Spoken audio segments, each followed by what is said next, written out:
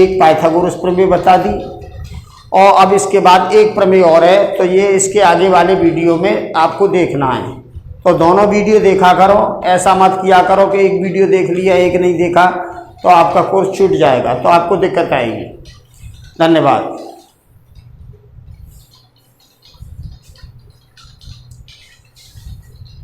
तो यहाँ देखिए, अब गायत्री स्कूल के YouTube चैनल में आपका स्वागत है और अब हम आपको 11.13 प्रमेय बता रहे हैं। 11.13 जो प्रमेय है वो है दो समरूप त्रिभुज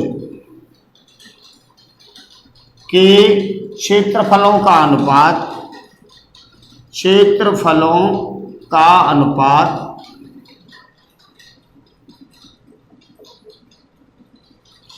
दो समरूप त्रिभुज के क्षेत्रफलों का अनुपात उनकी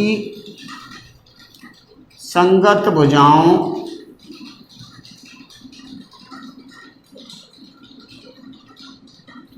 के वर्ग के अनुपात के बराबर होता है, के अनुपात के समान होता है, के अनुपात वर्ग के अनुपात के समान होता है। यह है ना हमारी 11.13 प्रमेय है। तो वो ये कह रहा है दो समरूप त्रिभुज होते हैं ना, उनके क्षेत्रफलों का अनुपात जो होता है उनकी संगत भुजाओं के वर्गों के अनुपात के बराबर होता है। ठीक है, तो यहाँ देखिए दो समरूप त्रिभुज हमने मान लो ये बनाई। एक तो त्रिभुज ही है हमारे पास ABC और दूसरा त्रिभुज है हमारे पास PQR। समरूप त्रिभुज है ना, वो छोटे बड़े हो सकते हैं, भुजाओं के अनुपात बराबर होते हैं और कोण समान होते हैं। ठीक है, ये दो समरूप त्रिभुज हैं। ये दिया है हमें, इसमें हमें दिया है त्रिभुज ABC है ना, वो समरूप है PQR के। ABC त्रिभुज PQR के समरूप है, ये दे रखा है और हमें सिद्ध करना है।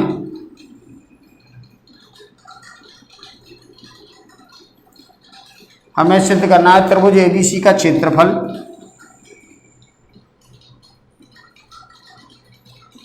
बटे त्रिभुज PQR का क्षेत्रफल बराबर, देखो संगत भुजाओं के वर्गों के अनुपात के बराबर होता है। इसकी भुजा ये लेंगे तो इसकी ये लेंगे, संगत भुजा इसकी ये है। अब इसकी भुजा हमें BC लेनी है, BC का स्क्वायर, तो उसकी लेंगे QR का स्क्वायर। इसकी AC लेंगे तो उसकी लेंगे PR। तो ये हमें सिद्ध करना है। ठीक है ना। अब इसके बाद में वो देखिए रचना, तो रचना में हम थोड़ा सा काम करेंगे। A से BC पर लंब डालेंगे, क्योंकि त्रिभुज का क्षेत्रफल निकालते हैं तो लंबवत ऊंचाई होनी चाहिए AD। और ये P से इस पे QR पे लंब डालेंगे तो PS मान लो इसको। तो हमने क्या किया है, इसमें रचना में थोड़ा सा काम किया है। AD है ना, वो लंब डाला है BC पे तथा PS लंब डाला है QR पे। अब इसके बाद में उपपत्ति देखिए, उपपत्ति। तो उपपत्ति में सबसे पहला जो दे रखा है ना वहाँ से स्टार्ट करते हैं। त्रिभुज ABC है ना, वो समरूप है PQR के। तो संगत कोण समान होंगे और भुजाओं के अनुपात समान होंगे। तो संगत कोण समान होंगे यानी A कोण है ना वो P के बराबर होगा और कोण B है ना वो Q के बराबर होगा और कोण C R के बराबर होगा। कोण A B के बराबर P के बराबर और B वाला है ना वो Q के बराबर और C वाला है वो R के बराबर होगा और ये बराबर ये होगा। और भुजाओं के अनुपात समान होंगे। अब भुजाओं के अनुपात का मतलब AB। आपको मालूम होना चाहिए दो समरूप त्रिभुज होते हैं तो उनके संगत कोण समान होते हैं और भुजाओं के अनुपात समान होते हैं। तो संगत कोण समान लिखे, अब भुजाओं के अनुपात समान होते हैं। तो यहाँ से ए बी लेंगे तो उधर से पी क्यू लेंगे, और यहाँ से बी सी लेंगे तो उधर से क्यू आर लेंगे, और यहाँ से हम ए सी लेंगे तो उधर से पी आर लेंगे। तो ये फर्स्ट समीकरण बना, इसकी हमें ज़रूरत है। ये वाला, ये फर्स्ट समीकरण बना। अब यहाँ आगे देखिए, ये तो हमने समरूप, दोनों त्रिभुज समरूप दे रखे थे, तो समरूप त्रिभुज के संगत कोण समान होते हैं और भुजाओं के अनुपात समान होते हैं। इससे हमने एक समीकरण बनाया। अब है ना, हम ये वाला त्रिभुज और ये त्रिभुज दोनों को हम है ना क्या कर रहे हैं, समरूप बना रहे हैं। समरूप क्यों बना रहे हैं इसको, ये समरूप होंगे तो संगत भुजाओं के अनुपात समान करके इसकी लंबवत ऊंचाई को भुजा में कन्वर्ट करेंगे, चेंज करेंगे। क्योंकि किसी त्रिभुज का क्षेत्रफल जब हम निकालते हैं तो 1/2 आधार गुणा लंबवत ऊंचाई होती है, तो लंबवत ऊंचाई को भुजा में कन्वर्ट करेंगे जब ये आ पाएगा। तो यहाँ देखिए, हमने लिया त्रिभुज ADB,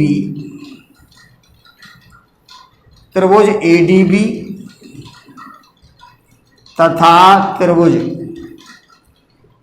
PSQ में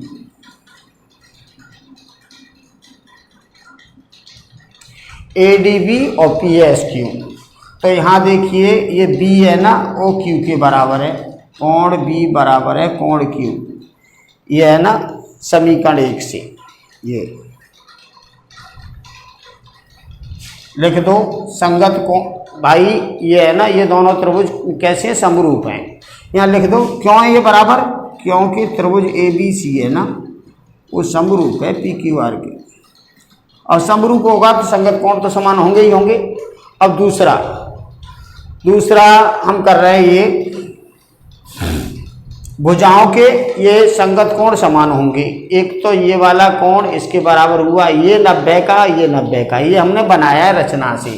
ADB, कोण ADB बराबर है कोण PSQ 90 अंश। ये हमने रचना से किया है। तो किसी त्रिभुज के दो कोण बराबर हों तो वो है ना समरूप त्रिभुज होता है।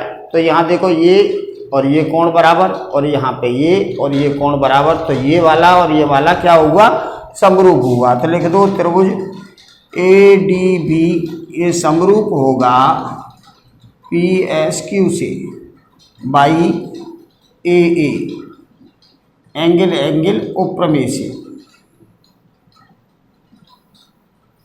तो समरूप होगा तो समरूप त्रिभुज की संगत भुजाओं के अनुपात समान होते हैं। तो फिर अनुपात समान कर लो।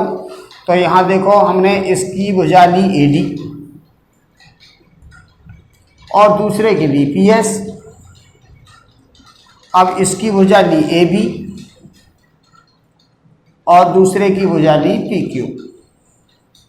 तो इससे ये दूसरा समीकरण बना, ये दूसरा और ये पहला।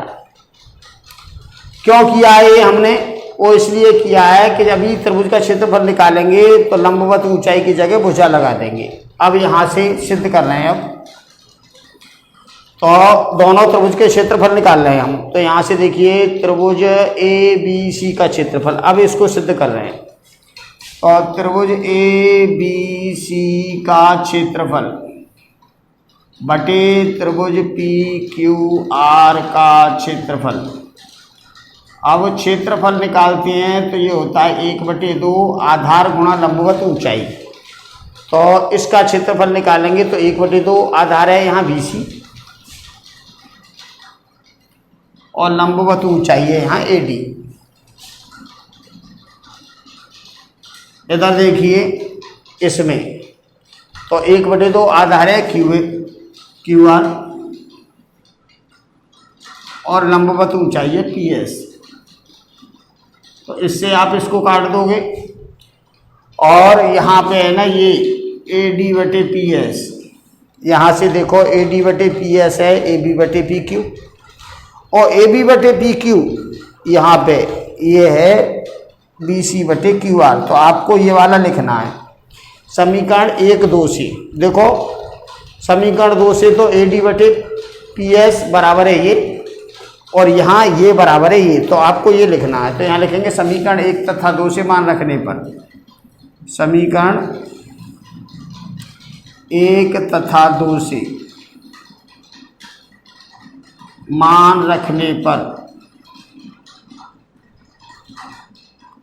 और 1 और 2 से मान रखेंगे तो ये हो जाएगा भाई बी सी बटे क्यू आर, तो ये है, और इसकी जगह आप ये भी लिख दोगे बी सी बटे क्यू आर। देख लो ए डी ये इसके बराबर और यहाँ पे ये इसके बराबर, तो ये लिखा है हमने। तो ये हो जाएगा बी सी स्क्वायर बटे क्यू आर स्क्वायर, ये हुआ। इसी प्रकार करके आप सारा ये लिख दोगे। और फिर इसके बाद में आपको लास्ट में क्या लिखना है, इसके बाद में आपको लिखना है इसी प्रकार करके, इसी प्रकार त्रिभुज ए बी सी का क्षेत्रफल और ये पी क्यू आर का क्षेत्रफल। तो अब आप ये लिख दोगे ए बी स्क्वायर बटे पी क्यू स्क्वायर और बी सी स्क्वायर बटे पी क्यू आर स्क्वायर और ए सी स्क्वायर बटे पी आर स्क्वायर। आपको ऐसे लिखना है और यहाँ लिखना है हेंस प्रूफ। तो देखिए एक बार और आपको समझा दे रहा हूँ मैं। त्रिभुज में जो अगर ये प्रमेय आएगी तो इसमें आएगा लिखा हुआ दो समरूप त्रिभुजों के क्षेत्रफलों का अनुपात उनकी संगत भुजाओं के वर्ग के अनुपात के बराबर होता है। ठीक है, दो समरूप त्रिभुज हैं, एक ये एक ये। समरूप त्रिभुज की पहचान मैंने आपको कल बताया था। समरूप त्रिभुज में संगत कोण समान होते हैं और भुजाओं के अनुपात समान होते हैं। भुजाओं के अनुपात का मतलब ये है, मान लो इसका और इसका अनुपात, ये इसका और इसका अनुपात जो है वो इसका और इसका अनुपात होगा और वो इसका और इसका अनुपात होगा। मान लो ये और ये 3/2 हैं तो ये और ये भी 3/2 आएगा और ये भी 3/2 आएगा। तो यहाँ देखिए सबसे पहले ये दिया है, ये दोनों त्रिभुज समरूप हैं। सिद्ध हमें ये करना है, ये जो इसमें लिख रखा है त्रिभुज के क्षेत्रफलों का अनुपात उनकी संगत भुजाओं के वर्ग के अनुपात के समान होता है, तो ये लिखा है। अब यहाँ रचना में हमने थोड़ा सा काम किया है। बी सी पे ए बिंदु से ए डी लंब डाला है और क्यू आर पे पी से पी एस लंब डाला है।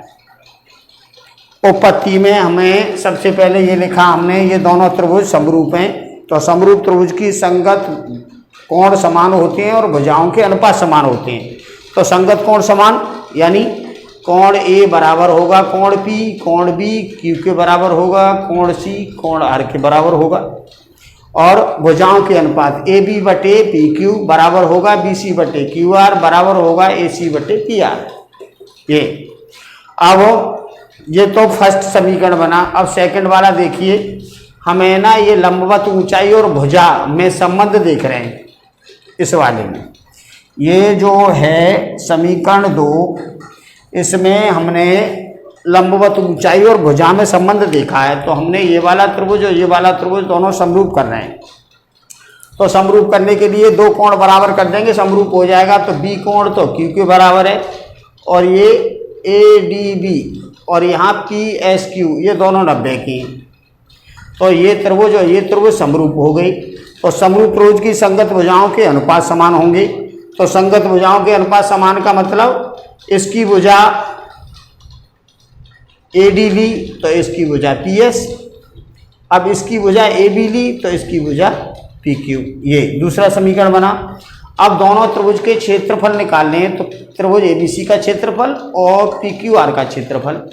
अब ए बी सी का क्षेत्रफल करेंगे तो 1/2 आधार ये है, लंबवत ऊंचाई ये है, और इसका क्षेत्रफल निकालेंगे तो 1/2 आधार ये है, लंबवत ऊंचाई ये है, ये आया। 1/2 से 1/2 कट जाएगा। ए डी बटे पी एस, यहाँ से देखो ए डी बटे पी एस ए बी बटे पी क्यू के और ए बी बटे पी क्यू बी सी बटे क्यू आर के। तो हमने बी सी बटे क्यू आर यहाँ लिखा है इसकी जगह, और ये BC² बटे QR² होगा। और इसी प्रकार करके फिर ये सब लिख दिया। तो ऐसे आपको 11.13 प्रमेय करनी है। तो आज मैंने आपको इसके क्वेश्चन बताए, प्रमेय 11.9 और 11.13 और एक 11.1 मैंने कल बताई थी। ये तीनों ही प्रमेय इम्पोर्टेंट हैं और इससे रिलेटेड क्वेश्चन तुम्हारी एक्सरसाइज में। तो आज आप इन प्रमेयों को अच्छी तरह से देख लो और कल मैं आपको इसके क्वेश्चन बताऊंगा। धन्यवाद।